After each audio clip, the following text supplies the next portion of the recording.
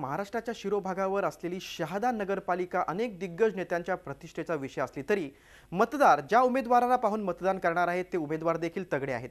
कोणी संस्थात्मक तर कोणी गुणात्मक सरस आहे, तर काही उमेदवार पक्ष आणि जातीय समीकरणावर विजयाची स्वप्न रंगवत आहेत।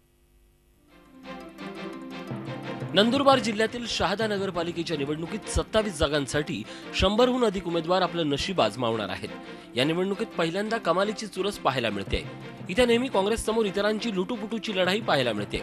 आता मात्र काँग्रेस पक्षासमोर भाजप, राष्ट्रवादी काँग्रेस, लोकभारती, शिवसेना आणि अपक्षांचं निर्णायक आव्हान आहे। गेल्या 5 वर्षात काँग्रेसनं एक हाती सत्ता सांभाळली। या दरम्यान 6 वर्षात नगराध्यक्ष बदलणं जनतेत चांगलंच नकारात्मक चर्चेचं कारण ठरलं।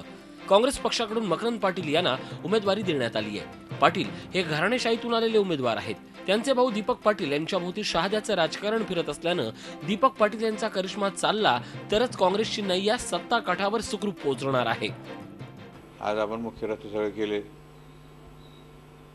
पाण्याची व्यवस्था केली, पाणी योजनेला सुद्धा आपल्याला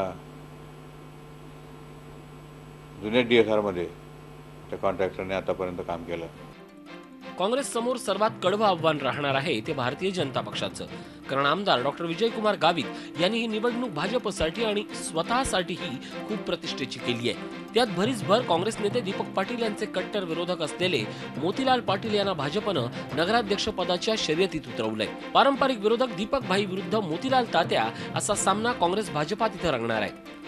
आमचा मुख्य अजेंडा शहादे शहराचा विकास हाच आहे, कारण की गेल्या 10 वर्षापासून किंवा 15 वर्षापासून सुद्धा या शहाद्यामध्ये प्रत्येकाने शहाद्याचा विकास करू, पण शहाद्याची जी परिस्थिती आज जी आहे ती त्यांची तुसभरही बदलली नाही। आणि आज आम्हाला बघतोय आम्ही शहाद्यात एवढी घाण आहे, एवढी कदाचित कुठेही नसेल। ग्रामपंचायती तरी चांगल्या असतील, पण शहाद्याच्या वस्तीतली परिस्थिती अतिशय खराब आहे। काँग्रेस भाजपच्या या चुरशीत रंग भरण्याचं काम केलंय ते राष्ट्रवादी काँग्रेस पक्षाचे योगेश चौधरी, शिवसेनेचे राहुल चौधरी, काँग्रेस बंडखोर शेख झहीर आणि लोकभारतीचे अशोक बागुल यांनी। यात बागुल यांना थेट नगराध्यक्ष पदावरून निवडून जाण्याचा अनुभव असल्यानं त्यांची उमेदवारी इतरांसाठी काट्याची ठरणार आहे। सर्वच पक्ष आले स्वबळावर ह्या पक्षांना शहादे शहराची कुठलीही आपुलकी नाही, कुठलंही प्रेम नाही। हे फक्त यांची आमदारकी, खासदारकी आणि MLC एवढ्या करता हे शहादा शहरात सर्वांना लढवून टाकलंय यांनी। बहुरंगी लढत असलेल्या या शहादा पालिकेत स्थानिक नेत्यांचे दावे प्रतिदावे जनतेच्या मनाला भिडणारे आहेत।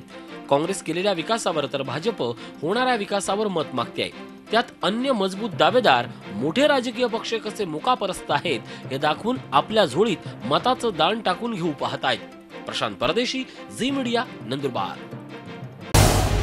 झी 24 तास रहा एक पाऊल पुढे।